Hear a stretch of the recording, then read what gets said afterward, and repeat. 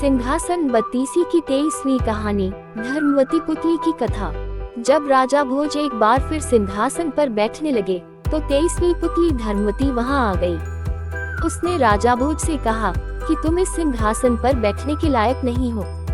मैं तुम्हें राजा विक्रमादित्य के एक गुण के बारे में बताती हूँ। इसके बाद 23वीं पुतली ने कहानी सुनाना शुरू किया। एक दिन राजा विक्रमादित्य दरबार में बैठे अपने मंत्रियों के साथ किसी मुद्दे पर चर्चा कर रहे थे। किसी बात में मंत्रियों के बीच बहस छिड़ गई कि मनुष्य जन्म से बड़ा होता है या कर्म से। इस मुद्दे को लेकर सभी मंत्री दो हिस्सों में बंट गए। एक गुट का मत था कि मनुष्य जन्म से बड़ा होता है क्योंकि पूर्व जन्मों का कर्म ही होता है। जो मनुष्य जन्म मिलता है वही संस्कार आनुवंशिक होते हैं। जैसे राजा का बेटा राजाओं की तरह व्यवहार करता है, वही दूसरे गुट का मानना था कि कर्म ही सबसे ऊपर है। इसलिए अच्छे परिवार में पैदा हुए व्यक्ति भी बुरी संगत में पड़ सकते हैं। इस पर पहले गुट ने तर्क दिया कि फिर भी परिवार से मिले संस्कार कभी नष्ट नहीं होते। जैसे कमल का पौधा कीचड़ में रहकर भी शुद्ध होता है, गुलाब कांटों में खिलकर भी सभी को पसंद होता है, चंदन के पेड़ पर सांप रहते हैं फिर भी चंदन की खुशबू कम नहीं होती। दोनों गुट अपनी अपनी बात को पूरे तर्क के साथ रख रहे थे और राजा विक्रमादित्य ये सब चुपचाप बैठकर सुन रहे थे। बात को बढ़ता देख उन्होंने कहा कि वो इसका फैसला एक उदाहरण के साथ करेंगे। उन्होंने तुरंत आदेश दिया कि जंगल से शेर का बच्चा पकड़कर लाया जाए। राजा का आदेश मिलते ही सैनिक जंगल से शेर का नवजात बच्चा उठाकर ले आए। फिर उन्होंने एक गरिये को दरबार में बुलाया और उसे शेर का बच्चा देते हुए कहा कि इसे बकरी के बच्चों के साथ पालना। गरिये की समझ में कुछ नहीं आया, लेकिन राजा के आदेश को न मानना उसके बस में नहीं था। इसलिए शेर के बच्चे को साथ ले गया और बकरियों के साथ पालने लगा। उसे भी भूख लगने पर बकरियों का दूध पिलाया जाता। कुछ और बड़ा होने पर वो दूध तो पीता रहा, लेकिन हरी घास और पत्तियों की तरफ देखता भी नहीं।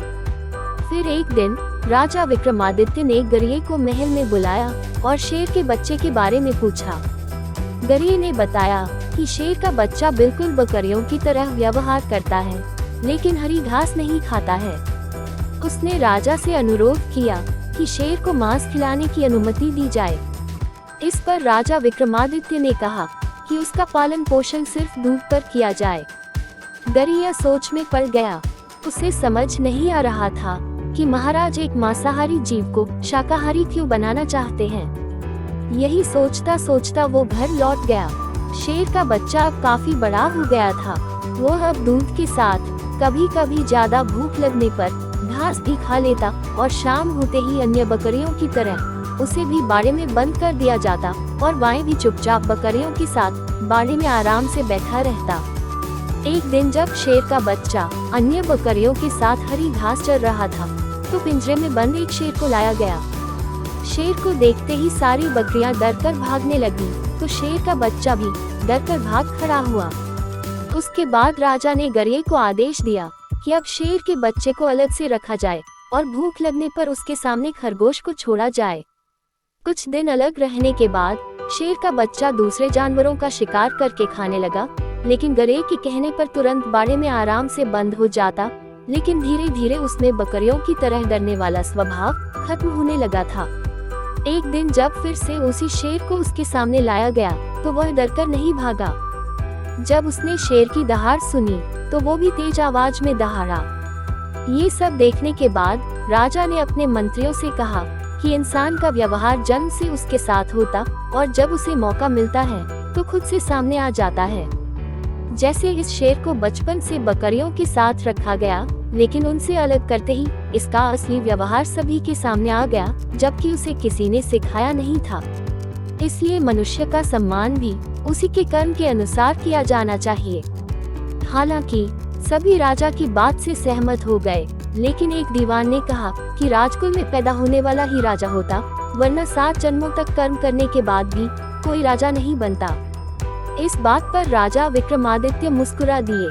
समय बीतता गया और एक दिन उनके दरबार में एक नाविक राजा को भेंट करने के लिए सुंदर फूल लेकर आया।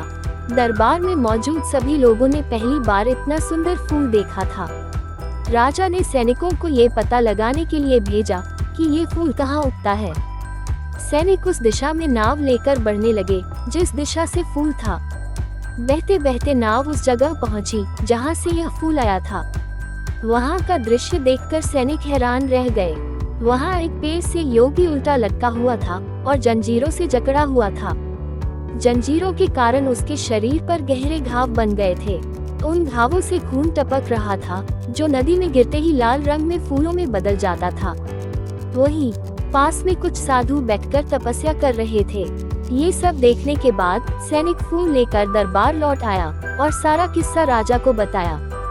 ये सब सुनने के बाद राजा विक्रमादित्य ने उस दीवान की तरफ देखा जिसने कहा था कि राजा का बेटा ही राजा बनता है। महाराज ने उस दीवान को समझाया कि वो उल्टा लटका योगी में ही हूँ और वहाँ जो सन्यासी थे वो तुम सब दरबारी हो। ये मेरे पूर्वजन्म के कर्म ही हैं जो इस जन्म में राजा हूँ। अब मंत्री को राजा की बात समझ में आ गई। उसने मान लिया कि हमारे पूर्वजन्म के कर्म ही होते हैं जो हमारा अगला जन्म तय करते हैं। कहानी से सीख। ये कहानी हमें सीख देती है कि हमेशा अपना काम पूरी लगन के साथ करना चाहिए। कठिन परिश्रम का फल एक न एक दिन जरूर मिलता है। साथ ही जब हमें सही अवसर मिलता तो हमारा असली व्यक्तित्व सामने आ ही जाता है।